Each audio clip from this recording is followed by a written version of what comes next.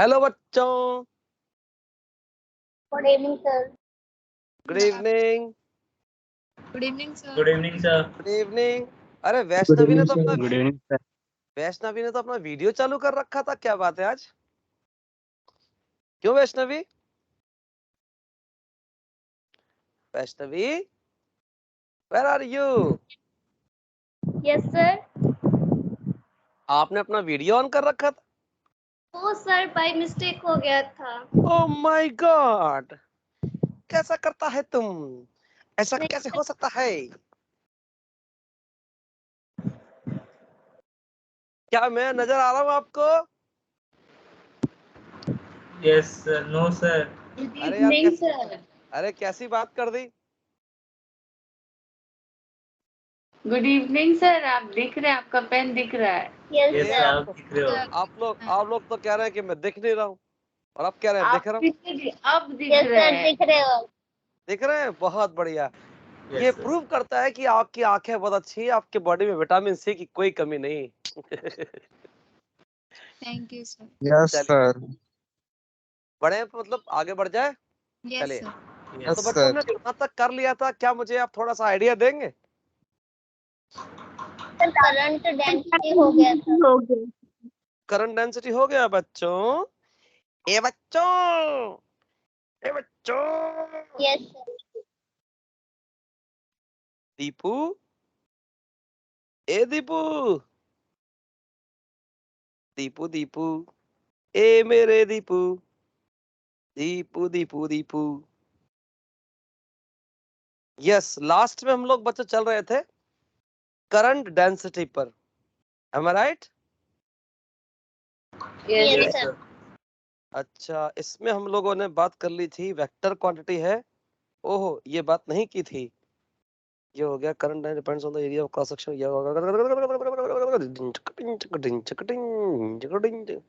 Yes, आगे बढ़ते हैं। तो बच्चों, करंट डेंसिटी की बात हमारी चल रही थी। दीपू जी, आप कहीं छोड़ के नहीं जाएंगे आज, हम अकेले डर जाते हैं, ठीक है? करंट डेंसिटी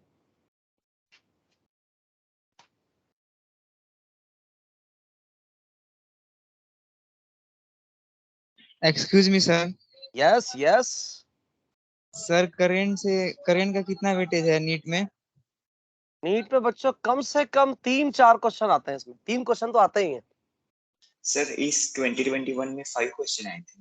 सोचो आप, मैंने बताया ना, कम से कम 3 क्वेश्चन तो आते ही हैं। ये बहुत ज्यादा इंपॉर्टेंट है नीट के लिए।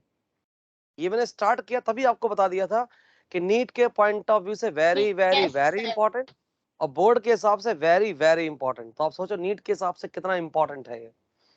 बताया था कि नहीं? बताओ ना।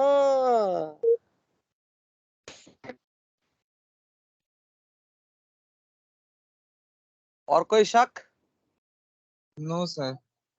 Direction of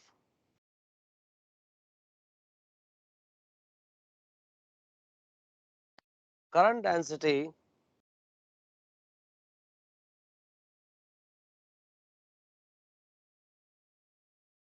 always along the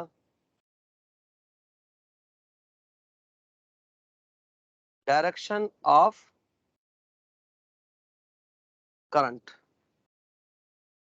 current density बच्चों कैसी क्वांटिटी होती है? Vector quantity. और इसकी डायरेक्शन जो होती है ऑलवेज क्या होती है? करंट के अलोंग होती है। जैसे कि जैसे कि जैसे कि जैसे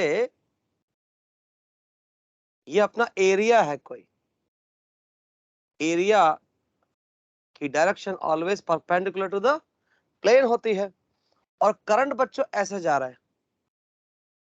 तो ये करंट है, तो यही डायरेक्शन किसकी बन जाएगी? जे की बन जाएगी। ये एंगल हो गया थीटा। तो बच्चों करंट को ऐसे लिखा जाता है, देखो, जे डॉट ds। ये ds क्या है? ये है स्मॉल एरिया।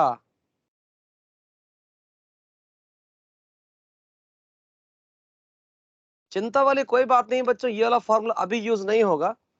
ये फॉर्मूला 1-2 चैप्टर के बाद में यूज होगा, पर होगा जरूर यूज, इस चैप्टर में हमारा ज्यादा यूज नहीं होने वाला, टेंशन वाली कोई बात नहीं है हमारे लिए, लेकिन हमें रिलेशन पता होना चाहिए। तो करंट डेंसिटी एक वेक्टर क्वांटिटी है बच्चों, क्लियर हो गई बात? बोलो बच्चों, ए बच्चों, ए बच्चों, बढ़ू आगे। ये अब बच्चों आगे Yes. बढ़ते हैं हम लोग। इसके बाद बच्चों पढ़ते हैं हम लोग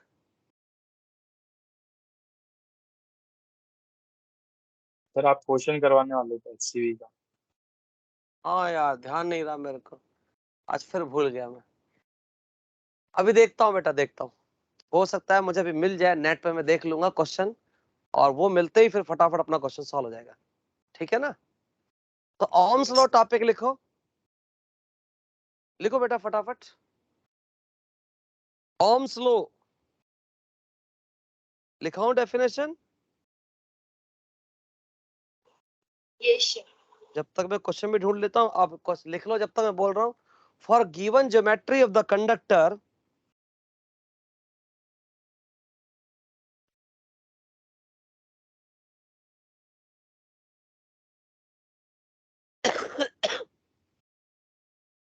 लिखा? Yes, sir. लिखा बच्चों? For given geometry of the conductor, potential difference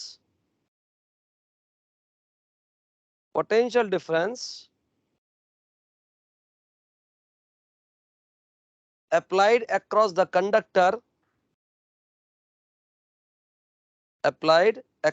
conductor, ये क्वेश्चन भी तो नहीं है इसमें, केवल और केवल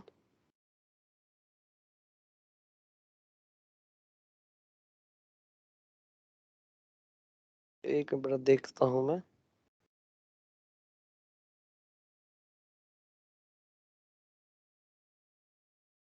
जस्ट अ मिनट बच्चों, है ना? वही क्वेश्चन मैं देख रहा हूँ, शायद मिल जाए मुझे कहीं।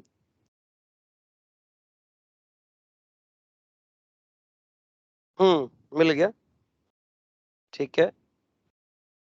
अभी मैं इसका क्वेश्चन का स्क्रीनशॉट ले लेते हैं, बस अब करा देंगे। अभी बीच में इसको एग्जाम्पल में ले लेंगे। लिख लिया आपने? For given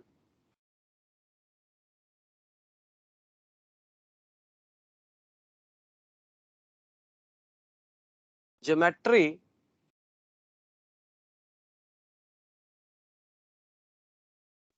of the conductor, potential difference across the conductor is directly proportional to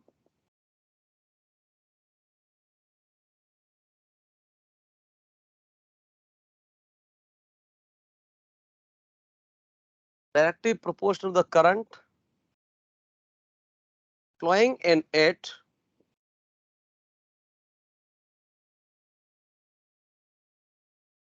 if temperature is kept constant। ये अपना ओम्स लॉ का स्टेटमेंट है। किसी भी कंडक्टर की दी हुई ज्योमेट्री मतलब उसका लेंथ दे रखा होगा, उसका एरिया ऑफ क्रॉस सेक्शन दे रखा होगा। तो कोई भी अगर मान लो आपको कंडक्टर दिया हुआ है, लाइक ये दिया हुआ, देखो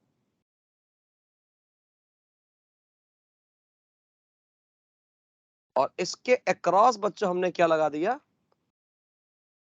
पोटेंशियल डिफरेंस लगा दिया। तो इसका मतलब जो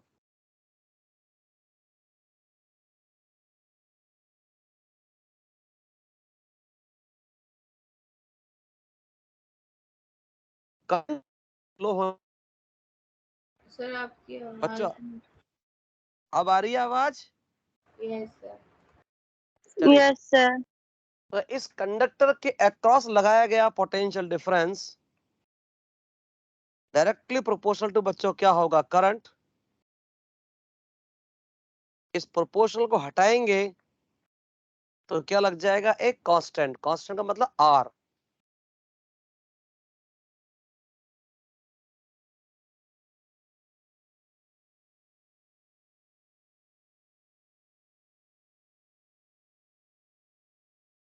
सबको दिख रहा है बच्चों? Yes, sir. देखो, V directly proportional to I, proportional sign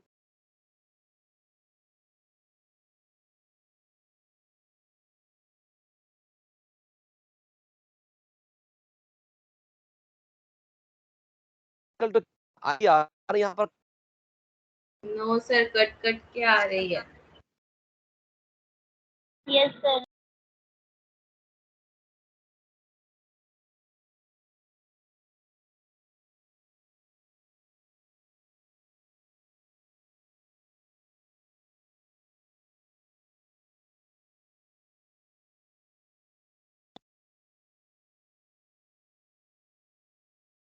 आपकी आवाज नहीं आ रही अब.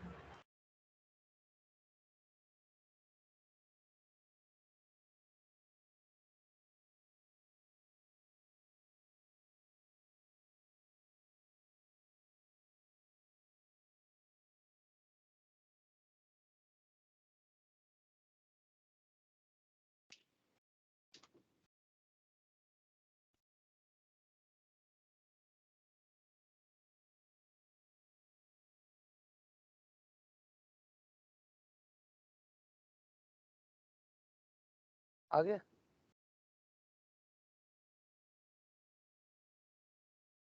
बच्चा आवाज आ रही है? Yes, sir. अब आ रही है. Yes, sir. ओके, तो यहां से बच्चों V directly proportional to I हम लिख सकते हैं कि नहीं? Yes, sir.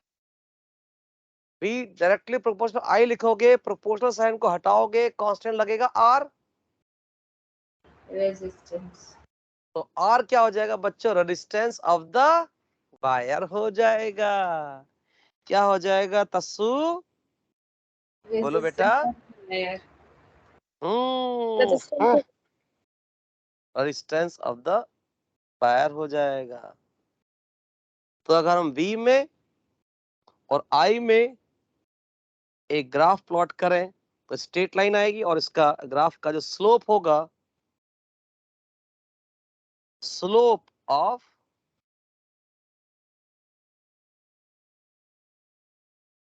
VI ग्राफ, ये किसको रिप्रेजेंट करेगा?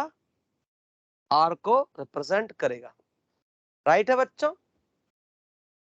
बच्चों चलिए आगे बढ़ते हैं। अब बात करते हैं बच्चों रेजिस्टेंस के बारे में कि रेजिस्टेंस होता क्या है। ठीक है, यहां से बच्चों कम से कम एक बात तो हम लिख सकते हैं,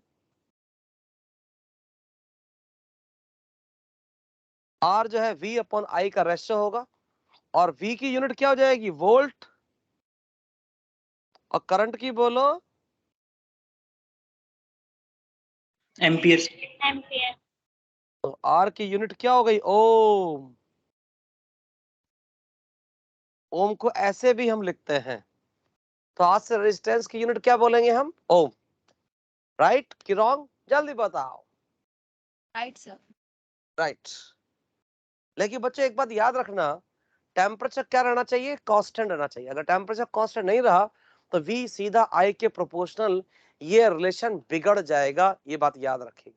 ठीक है बच्चों?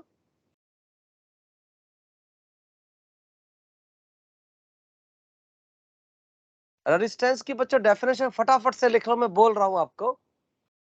लिख रहे हो? Yes sir. लिखो।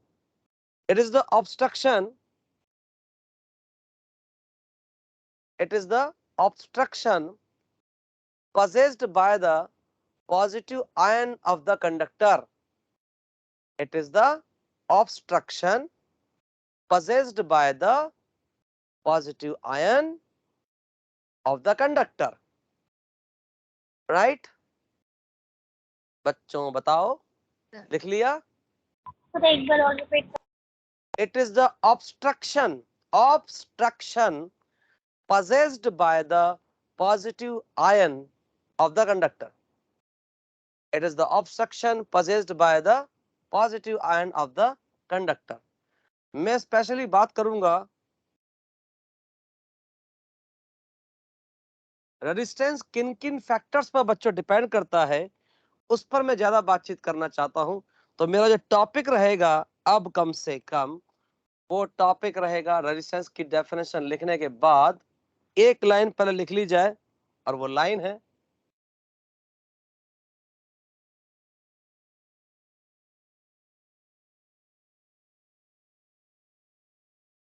Ohm's law is not valid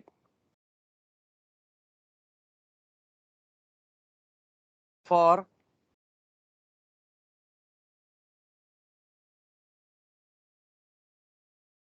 semiconducting devices like diode and transistor. Diode और ट्रांजिस्टर बच्चों सेमी कंडक्टिंग डिवाइसेस हैं, इसके अंदर ओम्स लॉ वैलिड नहीं होता, क्योंकि इसमें V और I में कभी भी स्ट्रेट लाइन बच्चों नहीं आती। इन डिवाइसेस के लिए अगर V और I में ग्राफ प्लॉट करेंगे आप, तो ग्राफ इस तरीके का बनता है। It is not a straight line, इसलिए हम सेमी कंडक्टिंग डिवाइसेस को नॉन ओमिक डिवाइसेस भी बोलते हैं। नॉन ओमिक डिवाइसेस कौन सी है?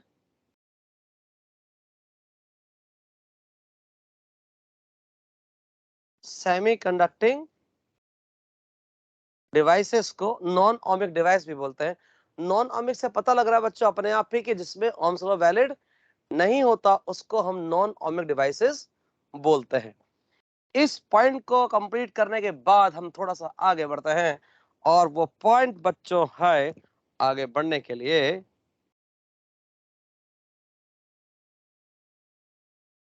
रिडक्शन ऑफ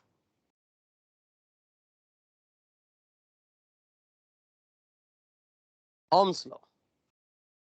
हमें ओम्स लॉ का डेरिवेशन करना है, या ऐसे कहते हैं ओम्स लॉ का रिडक्शन करना है। सर, यस, जैसे कि सर अगर कोई कंडक्टर होता है या कोई भी डिवाइस अगर जैसे कि करंट पास करने पर उसका टेम्परेचर अगर बढ़ जा रहा है तो सर वो कुछ नॉन ओमिक हुआ ना? दोबारा बोलो बेटा, दोबारा बोलो। सर जैसे कोई भी डिवाइस हो या कोई भी कंडक्टर हो और अगर करंट पास कर रहा है उसमें से, और उस ऑब्जेक्ट का मतलब टेम्परेचर अगर बढ़ जाए जैसे सर, तो हो जाता है ना, तो वो भी तो नॉन ओमिक हुआ ना? ना बेटा, उसको नॉन ओमिक नहीं बोलेंगे। जब तक आपने टेम्परेचर नहीं बदला तब तक तो V डायरेक्टली प्रोपोर्शनल I लगा कि नहीं लगा, बताओ आप। लगा ना? Yes sir. और जब हमने टेम्परेचर बदल दिया तो वापस से V directly proportional to I लग गया उस अलग टेम्परेचर पर। बोलो हाँ कि ना? Yes, sir. जैसे आपने 300 केल्विन टेम्परेचर को रखा तो वहां V डायरेक्टली प्रोपोर्शनल I लग रहा है। आपने टेम्परेचर कर दिया 600 केल्विन, तो अब 600 केल्विन के according V directly proportional to I लग जाएगा, वो प्रोपोर्शनल की वैल्यू बदल जाएगी। बस नहीं समझे? जैसे ये वैल्यू है तो ये एक टेम्परेचर पर लगता है, आपने टेम्परेचर बदल दिया तो अब ये लग जाएगा।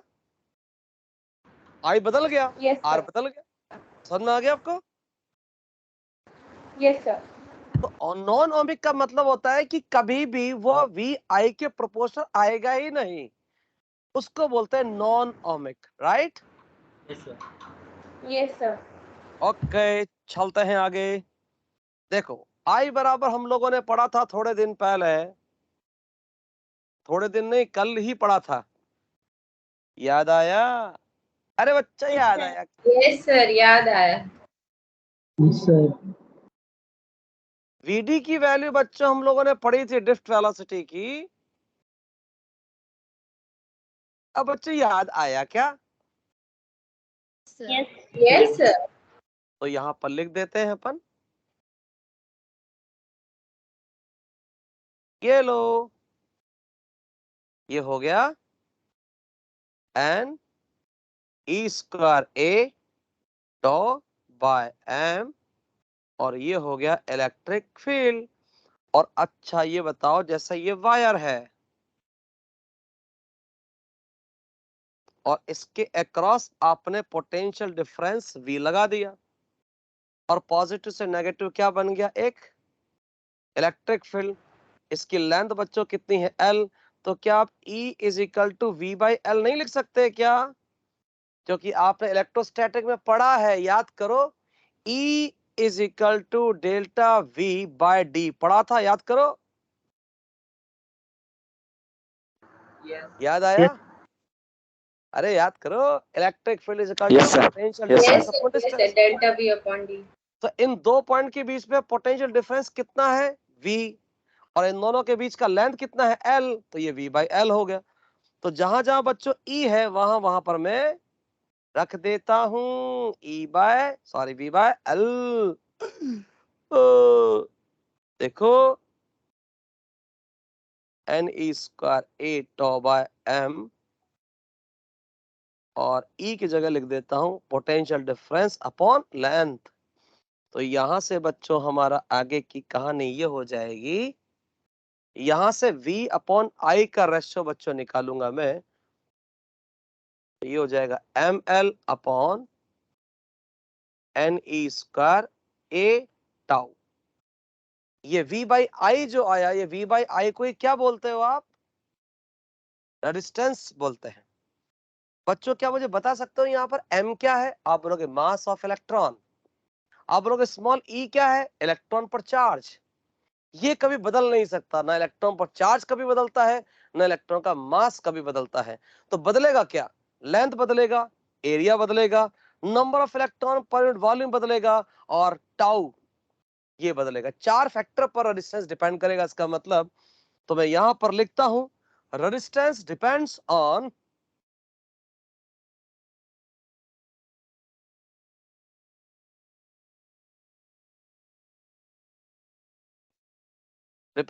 First factor nature of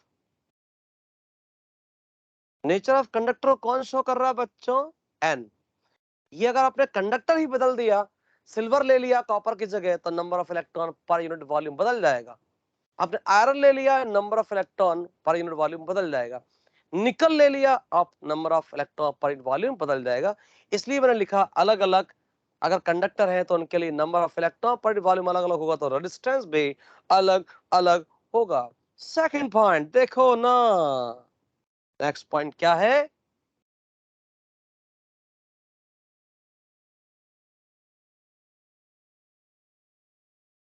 next point है रिलैक्सेशन टाइम। रिलैक्सेशन टाइम क्या है? टाउ।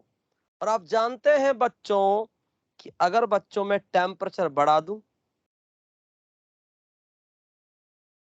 तो क्या होगा? कॉलिजन जल्दी जल्दी होगी, और कॉलिजन जल्दी होगी तो टाउ क्या हो जाएगा? कम। और टाउ अगर कम हो जाएगा तो रेजिस्टेंस बढ़ जाएगा। बोलो ना बच्चों, बोलो बोलो। अब 2 पॉइंट और हैं खास। अब वो पॉइंट्स क्या हैं? देखो,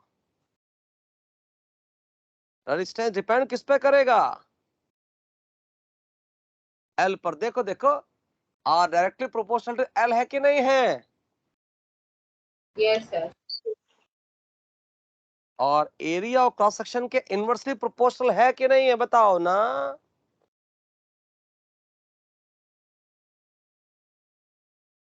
इसका मतलब ऐसा लिख सकते हैं कि नहीं, R directly proportional to L by A, और इस प्रोपोर्शनल को हटाएंगे तो एक कांस्टेंट आएगा, और वो कांस्टेंट आएगा रो। क्या आएगा बच्चों? रो रो रो रो रो रो रो रो रो। ये व्हाट इज रो? क्या है ये रो? रेजिस्टिविटी। यस, ये रो क्या है?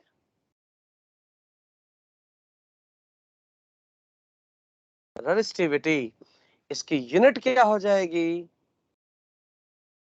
Unit of resistivity. यहां से बच्चों रो का फॉर्मूला बनेगा आर ए बाई एल। तो यहां से यूनिट क्या हो जाएगी? देखो रो की बच्चों, ए बच्चों, ए बच्चों, ओम इनवर्स। क्यों हो जाएगी ओम इनवर्स? ये है ओम। ओम मीटर। तो क्या बनी unit? Ohm metre. Ohm metre.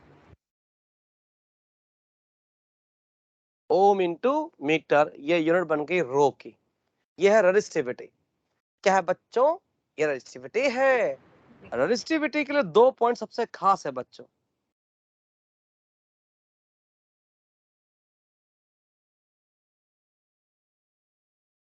Resistivity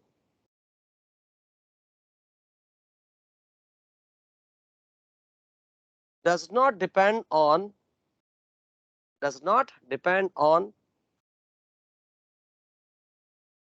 length and area of cross section।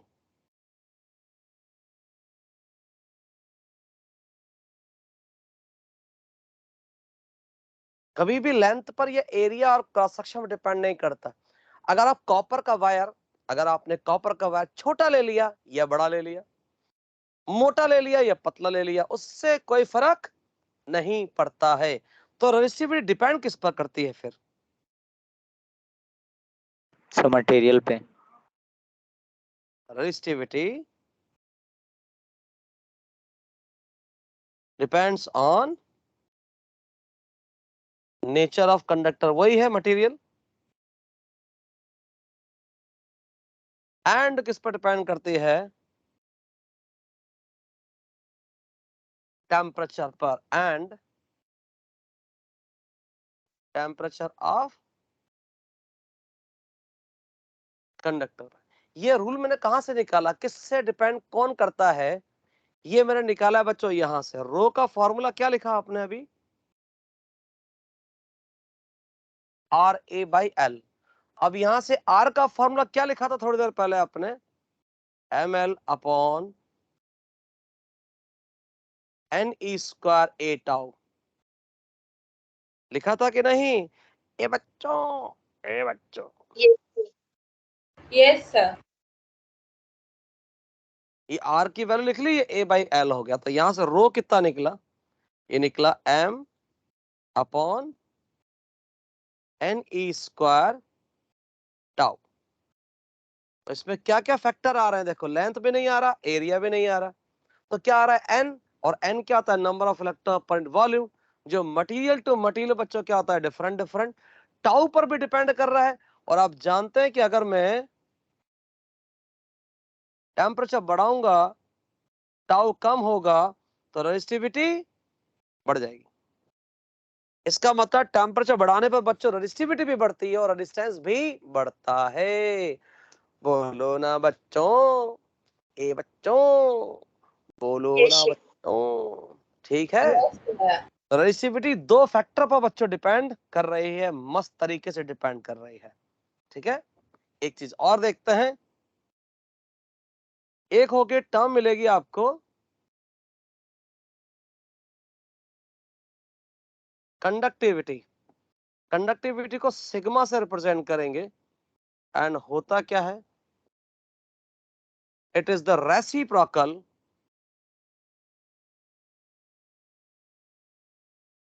Of resistivity.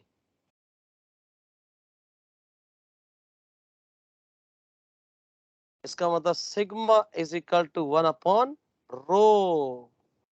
Sigma upon rho. अच्छा, रो की यूनिट क्या होती है? Ohm metre. तो ये सिग्मा हो जाएगा ओम इनवर्स मीटर इनवर्स। और ओम इनवर्स को बच्चों क्या कहते हैं कभी कभार?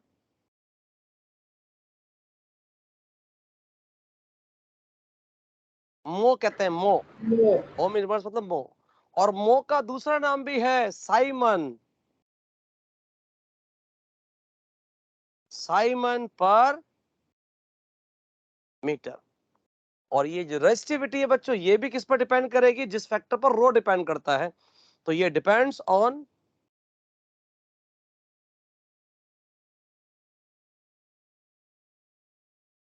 Nature of. सर ये केमिस्ट्री में भी पढ़े थे, इलेक्ट्रो बिल्कुल सही कह रहे हैं बेटा, ये केमिस्ट्री में भी, इलेक्ट्रोकेमिस्ट्री में आता होगा आपका ये, है ना? यस। हाँ, यस सर। तो depends on nature of conductor पर डिपेंड करेगा और टेम्परेचर पर डिपेंड करेगा। तो रो जो है जब सॉरी सिग्मा जो है वो रो का रेसिप्रोकल होता है। तो रो का फार्मूला बच्चों क्या बना? और रो अभी आपको बताया था मैंने, याद है? m अपॉन n स्क्वायर तो यहां पर कितना हो जाएगा?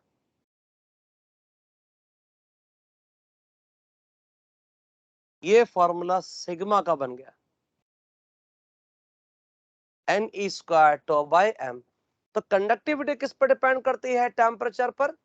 लेकिन बस अंतर क्या है? टेम्परेचर आप बढ़ाएंगे तो सिग्मा क्या हो जाएगा? कम हो जाएगा।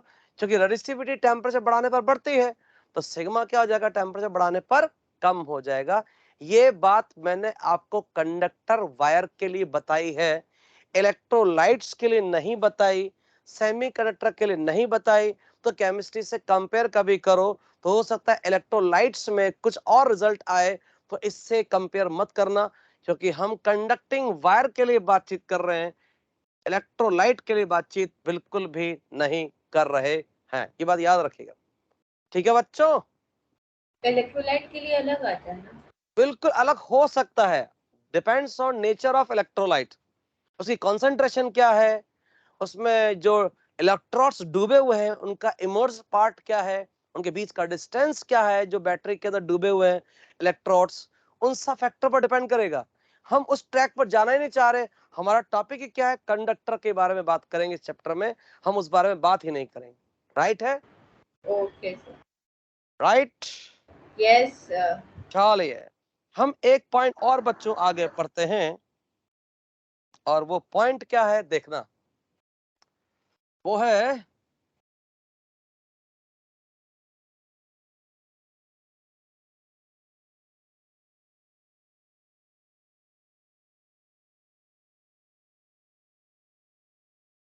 क्या टॉपिक है हमारा? Microscopic forms of Ohm's law. Yes, Ohm's law की दूसरी फॉर्म है ये। देखिएगा क्या होती है और क्यों इसको बनाया गया। V is equal to I R जब ओम्स लॉ था तो इसकी जरूरत क्या पड़ी, ये देखते हैं। J इजिकल टू बच्चों आप लोगों ने देखा था, याद है? कल देखा था। Yes sir. यस सर, देखे थे सर। और VD की वैल्यू अभी मैंने आपको बताई, ये होती है, रख दो यहां। ये J इजिकल टू हो गया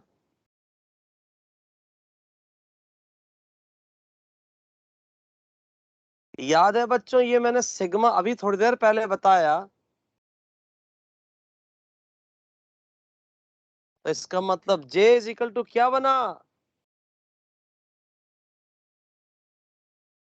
सिग्मा E। इट मींस हम ये कह सकते हैं कि at constant temperature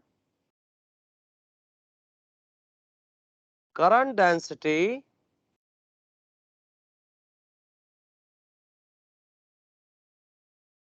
is directly proportional to the electric field at any point in a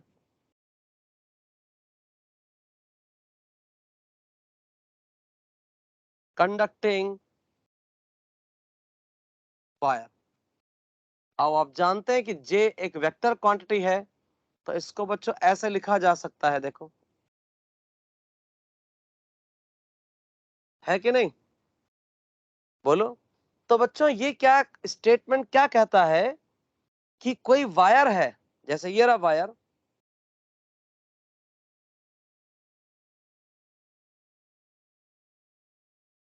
ये वायर है, कहीं इसका एरिया क्रॉस सेक्शन कुछ और है, कहीं एरिया क्रॉस सेक्शन कुछ और है। तो अगर मान लो मैं इस पॉइंट पर,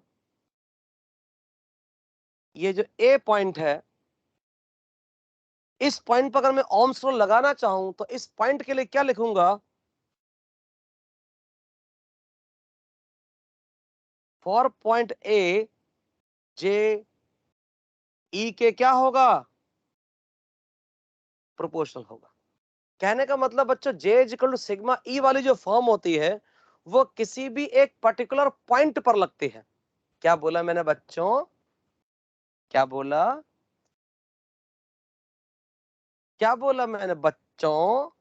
बताओ तो। देखो ओम्स लॉ किसी पॉइंट पे लगती है। जैसे V is equal to I R, ये स्केलर फॉर्म है कि नहीं है? देखो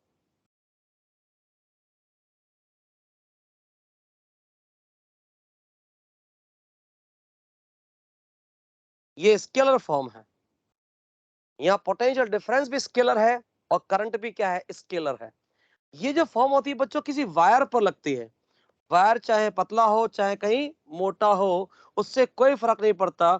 इस वायर के अक्रॉस जो V होगा वो सीधा I के प्रोपोर्शनल होता है। कहने का मतलब ये किसी वायर के अक्रॉस लगती है, किसी पॉइंट पर ये इक्वेशन नहीं लगती है। क्या बोला बच्चों मैंने? क्या बोला? ये जो इक्वेशन है V directly proportional to I या V बराबर IR, ये वायर के दो पॉइंट, एक ये रहा एक ये रहा, इन दो पॉइंट के अक्रॉस लगती है। किसी पॉइंट पर ये इक्वेशन नहीं लगती। लेकिन ये इक्वेशन जो लगने वाली है J is equal to sigma E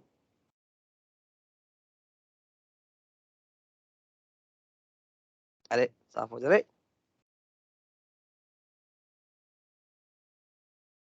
it is ए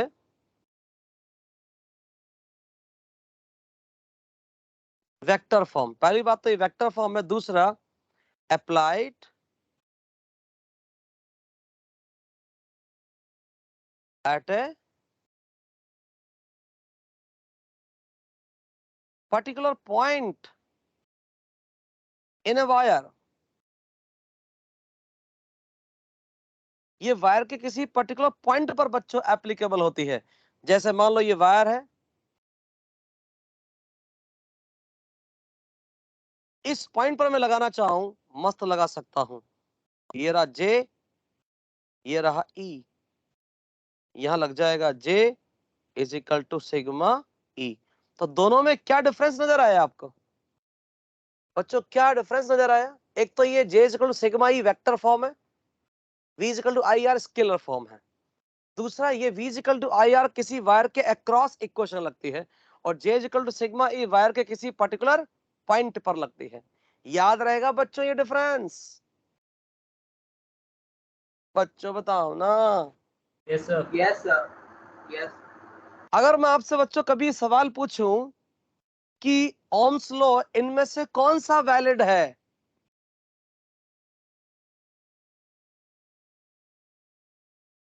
ये दोनों ही क्या है? वैलिड। ये दोनों ओम्स लॉ है बच्चों, ये बात याद रखिएगा। ऐसा नहीं कि V बराबर IR ही केवल ओम्स लॉ है। J is equal to sigma E है, क्योंकि J is equal to sigma E wire के किसी पर्टिकुलर पॉइंट पर एक क्वेश्चन लगती है। इसलिए मैं सीधा बोल देता हूं कि ये माइक्रोस्कोपिक फॉर्म होती है ओम्स लॉ की। बच्चों समझ में आया कि नहीं आया? Yes sir. बताओ, क्लियर है? Yes, sir. दोनों में Yes, क्या sir. डिफरेंस होता है? आई थिंक मैं आपको समझा दिया कहां पर कैसी इक्वेशन लगती है। J is equal to sigma E कहां लगेगा and V is equal to IR कहां लगेगा, ये सब बात हम लोग कर चुके हैं। ठीक है, अब एक नया पॉइंट बच्चों हम लोग Sir, उठाते ये हैं। E यस इलेक्ट्रिक फील्ड है। यस, बिल्कुल इलेक्ट्रिक फील्ड है।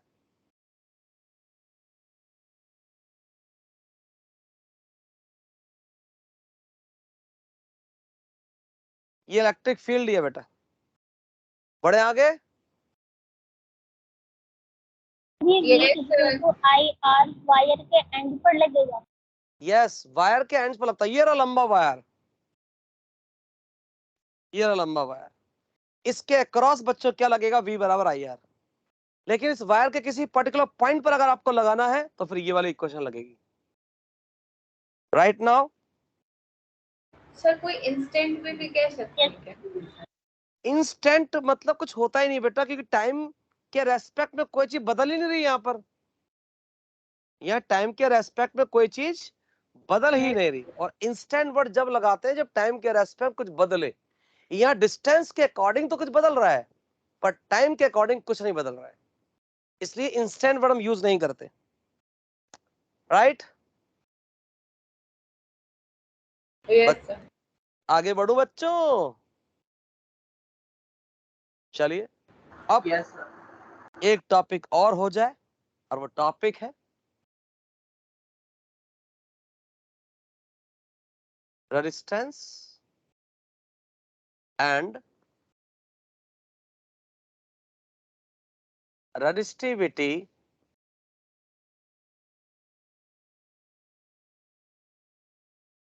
depends on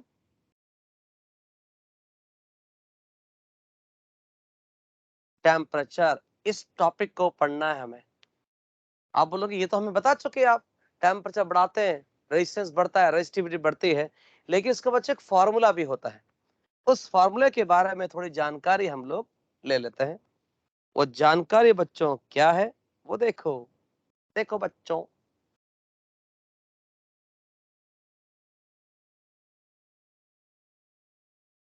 ये एक क्वेश्चन लगेगी। आप बोलोगे अरे ये क्वेश्चन तो हम थर्मल प्रॉपर्टीज में पढ़ के आए हैं, थर्मल एक्सपांशन में पढ़ाया था। वैसा ही क्वेश्चन है बिल्कुल। ये Yes. आर नॉट बच्चों क्या है? Initial resistance. Initial resistance at 0 degree वही तो हुआ सेंटीग्रेड सर। टेम्परेचर है। इनिशियल तो कुछ भी हो सकता है ना बेटा। मैं आपसे बोलूं 25 डिग्री सेंटीग्रेड पर कोई रेजिस्टेंस दे रखा है, बताओ 50 डिग्री सेंटीग्रेड पर क्या होगा? तो ये 25 डिग्री सेंटीग्रेड पर रेजिस्टेंस नहीं है, ये 0 डिग्री सेंटीग्रेड पर रेजिस्टेंस है। क्लियर हो गया बात? बोलो। Yes sir. Resistance at T degree centigrade temperature, या थीटा डिग्री सेंटीग्रेड अपन लिख सकते हैं चाहे तो।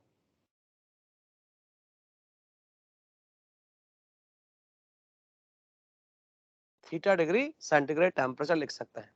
यहाँ अल्फा क्या है? Temperature coefficient. Coefficient of resistance है। अल्फा बच्चों होता क्या है बताया था वैसे मैंने पहले एक बार आपको, बहुत पहले।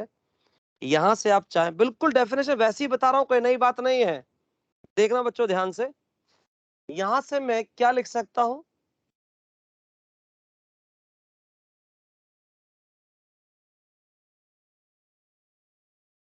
तो यहां से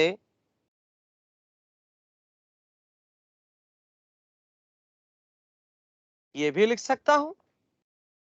बच्चों बोलो ना। Yes sir. यस। तो ये डेल्टा आर हो गया रेजिस्टेंस में change.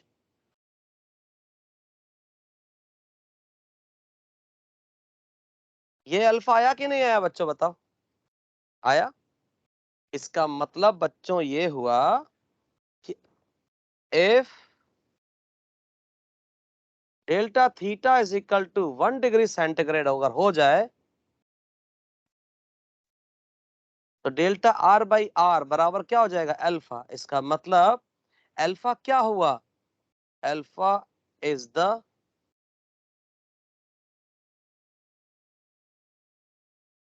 fractional change in resistance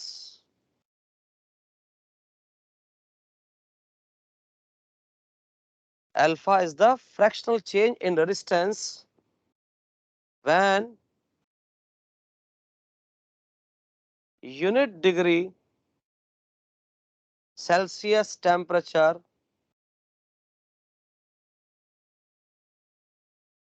rise। अगर आपने 1 डिग्री सेंटीग्रेड टेम्परेचर बच्चों बढ़ा दिया तो रेजिस्टेंस में होने वाला फ्रैक्शनल चेंज ही क्या होता है? अल्फा। इसकी यूनिट बच्चों क्या हो जाएगी फिर? वही जो पहले थी, याद करो, 1/डिग्री सेंटीग्रेड। याद करो, yes sir, Celsius alpha beta gamma सबकी यूनिट क्या हुआ करती थी? 1/डिग्री सेंटीग्रेड। यहाँ भी वही है, राइट। अब बच्चों खास बात देखो क्या होता है, खास बात देखो क्या होता है। ये जो अल्फा है बच्चों, ये alpha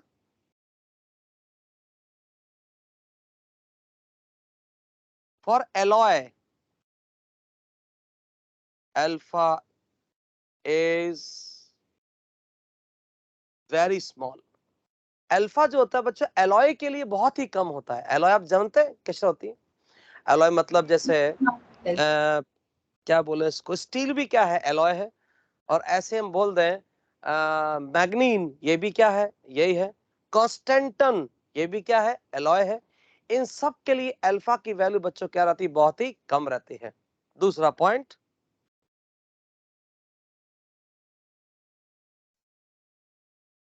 for conductor alpha is positive and for semiconductor and for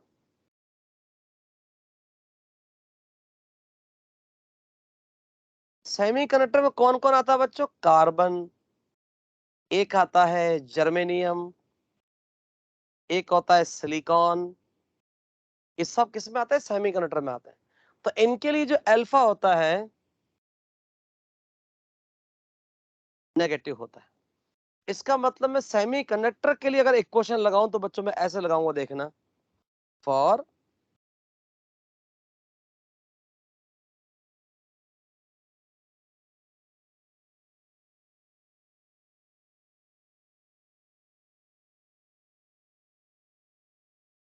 बोलो सही है,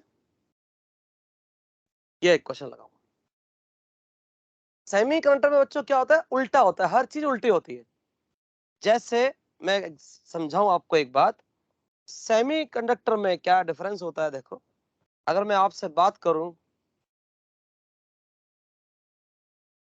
फॉर कंडक्टर, कंडक्टर में अगर हम टेम्परेचर बढ़ाएंगे, रेजिस्टेंस बढ़ता है, रेजिस्टिविटी भी बढ़ती है। लेकिन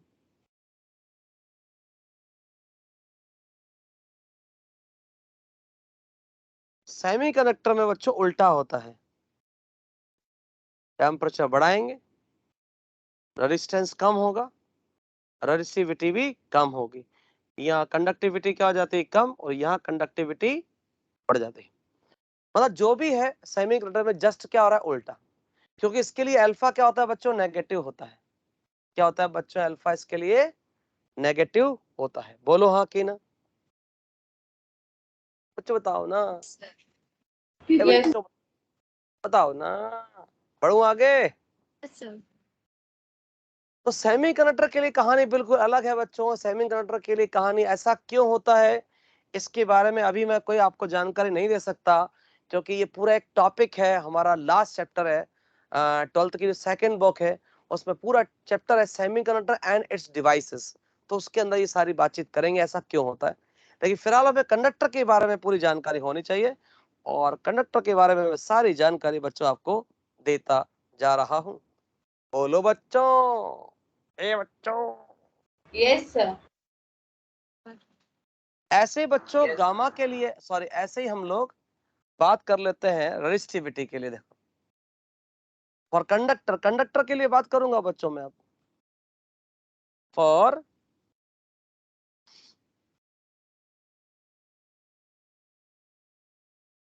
कंडक्टर। जैसे बच्चों आप लोगों ने पढ़ा है R इज इक्वल टू, ये पढ़ा है कि नहीं पढ़ा है? इसको A/L से मल्टीप्लाई कर दो।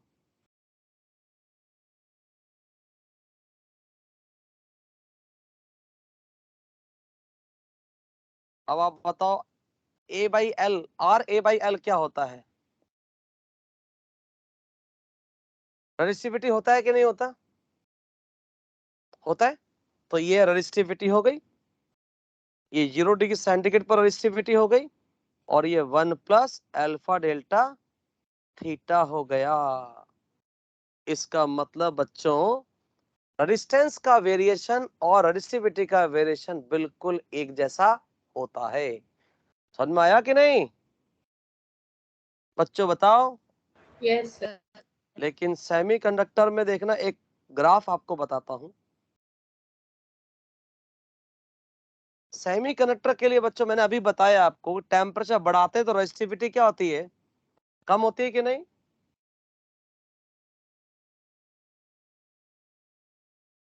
ऐसा होता है। तो ये ग्राफ पूछता है बच्चों कभी कभार, रेजिस्टिविटी वर्सेस टेम्परेचर ऐसा चेंज होता है। ये किसके लिए है? ये सेमीकंडक्टर के लिए है बच्चों। ये कभी कभार पूछ लेता है कि टेम्परेचर बढ़ाने पर रेजिस्टिविटी का वेरिएशन कैसे होता है। रेजिस्टिविटी का वेरिएशन बच्चों इस तरीके से होता है, टेम्परेचर बढ़ाते जाएंगे, रेजिस्टिविटी क्या होती जाएगी बच्चों, कम होती जाएगी। तो एक बार आप निगाह मार लें बच्चों, शुरू से ही कोई चीज पूछनी हो तो पूछ ले, उसके बाद हम आगे बढ़ते हैं। काफी सारा हमने पढ़ लिया एक्चुअल में, देख लो एक बार।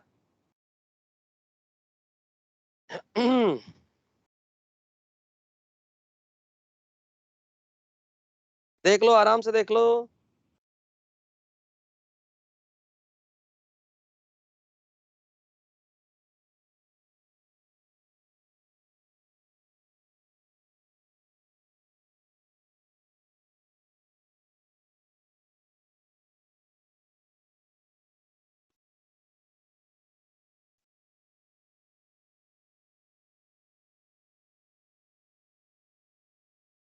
सर नेट चला गया आपका।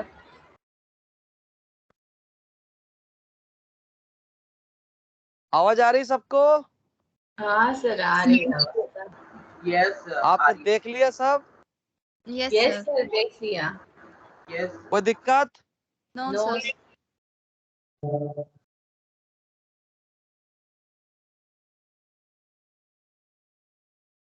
सर आप पॉज हो गए। तो बातचीत हो चुका है, आवाज आ रही है? यस सर आ रही है। ठीक है ठीक है ठीक है ठीक है। अब बढ़ते हैं थोड़ा आगे, चलिए। एक क्वेश्चन बच्चों बिल्कुल छोटा सा आपको देता हूं, चलो। सर आप एक क्वेश्चन कराने वाले थे। अब वो कल ही कराऊंगा बेटा मैं। ठीक है।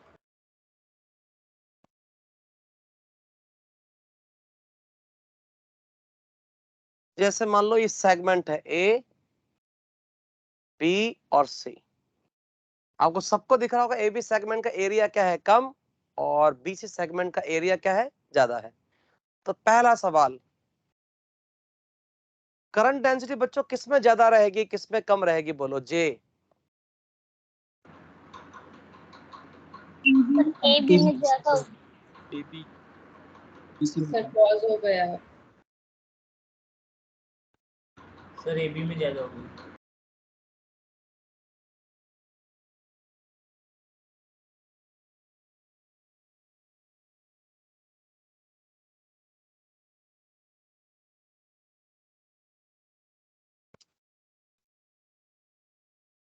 अब आ रही है आवाज?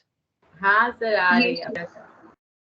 तो बेटा हम लोग कल ही सवाल करेंगे। वैसे भी क्या है, 2 मिनट बचे हैं और नेटवर्क हमको दिक्कत कर रहा है, 1 मिनट बचा है अब, ठीक है? तो इसको हम रब कर देते हैं, अब बात कल ही करेंगे, ठीक है? Okay sir. Okay sir, thank you sir, have a nice day sir. Bye बच्चों, बाय Thank you, बच्चों, sir. Bye. Bye sir, thank you sir. Bye बेटा। जय भारत कर लेना, जय भारत, जय हिंद। जय भारत जय थैंक यू सर। जय भारत, जय हिंद। जय भारत।